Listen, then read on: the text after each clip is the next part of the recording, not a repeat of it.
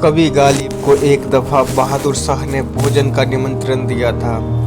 गालिब था गरीब आदमी और अब तक ऐसी दुनिया न बन सकी कि कवि के पास भी खाने पीने को पैसा हो सके। अच्छे आदमी को रोजी जुटाने अभी भी बहुत मुश्किल है। गालिब तो गरीब आदमी थे, कविताएं लिखते थे। ऊंची कविताएं लिखने से क्या होता है। कपड़े उसके फटे पुराने थे।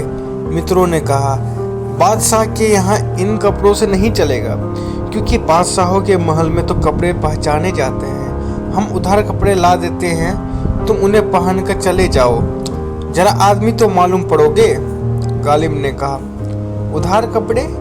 यह तो बड़ी बुरी बात होगी कि मैं किसी और के कपड़े पहन कर जाऊँ। मैं जैसा हूँ ठीक हूँ, किसी और के कपड़े पहनने से क्या फर्क पड़ जाएगा, मैं तो वही रहूँगा ना। मित्रों ने कहा, छोड़ो भी यह फिलॉसफी की बातें, इन सब बातों से वहाँ नहीं चलेगा। हो सकता है पहरेदार वापस लौटा दे। इन कपड़ों में तुम भिखमंगो जैसा मालूम पड़ते हो। गालिब ने कहा, मैं तो जैसा हूँ वैसा ही हूँ। गालिब को बुलाया है, कपड़ों को तो नहीं बुलाया, तो गालिब जाएगा। ना समझ था कहना चाहिए, नादान। नहीं माना गालिब और चला गया। दरवाजे पर द्वारपाल ने बंदूक आड़ी कर दी। पूछा कि कहाँ भीतर जा रहे हो।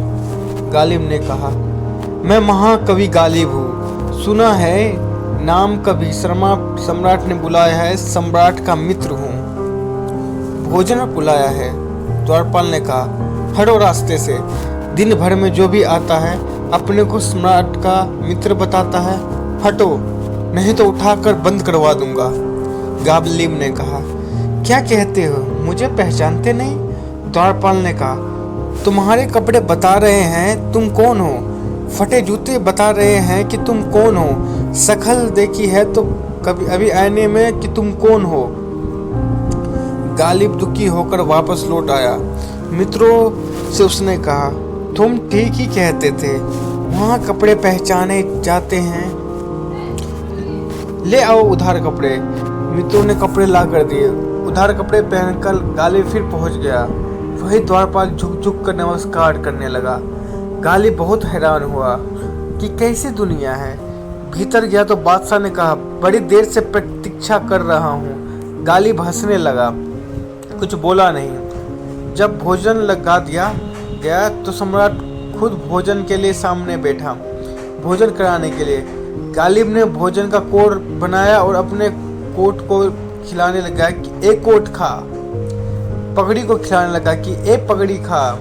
सम्राट ने कहा, आपके भोजन करने की बड़ी अजीब तरकीबें मालूम पड़ती है। यह कौन सी आदत है, या आप क्या कर रहे हैं? गालिब ने कहा, जब मैं आया था तो द्वार से ही लौटा दिया गया था। अब कपड़े आए हैं उधार, तो जो आए हैं उन्हीं को भोजन भी कराना चाहिए। बाहर की दुनिया में कपड़े चलते हैं। तो दोस्तों, बाहर की दुनिया में कपड़े ही चलते हैं, वहाँ आत्माओं का चलना बहुत मुश्किल है, क्योंकि बाहर जो भी भीड़ इकट्ठी है वह कपड़े वालों की भीड़ है। वहाँ आत्मा को चलाने की तपश्चर्या हो जाती है, लेकिन बाहर की दुनिया में जीवन नहीं मिलता। वहाँ हाथ में कपड़ों की लाश रह जाती है, अकेली। तो दोस्तों, अगर आपको ये कहानी अच्छी लगे तो प्लीज़ लाइक, सब्सक्राइब और अपनी राय कमेंट्स में ज़रूर बताएं। और अगर ये अच्छी लगे ज़्यादा तो अपने दोस्तों और करीबों को ज़रूर शेयर करें। धन्यवाद।